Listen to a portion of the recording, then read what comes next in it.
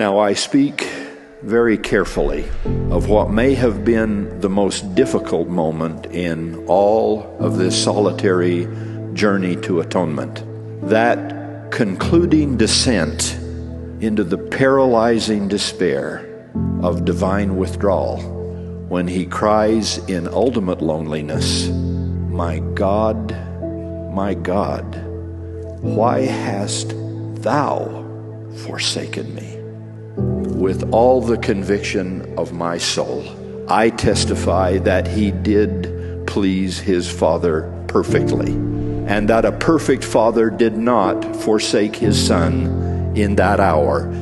Nevertheless, that the supreme sacrifice of his Son might be as complete as it was voluntary and solitary, the Father briefly withdrew from Jesus the comfort of his Spirit.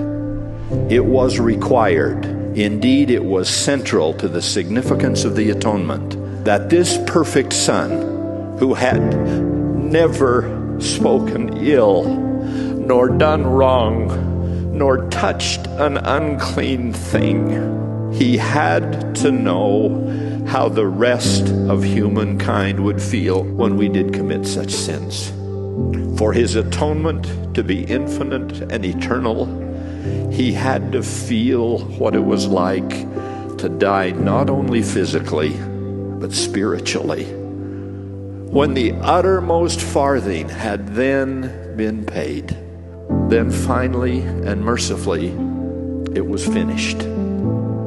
Against all odds, Jesus of Nazareth, the living Son of the living God, restored physical life where death had held sway, and brought joyful spiritual redemption out of sin and hellish darkness and despair.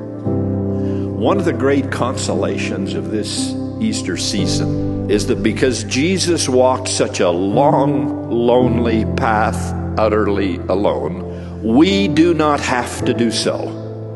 This Easter week and always, may we stand by Jesus Christ at all times and in all things and in all places that we may be in, even until death. For surely that is how he stood by us when it was unto death, and when he had to stand entirely and utterly alone.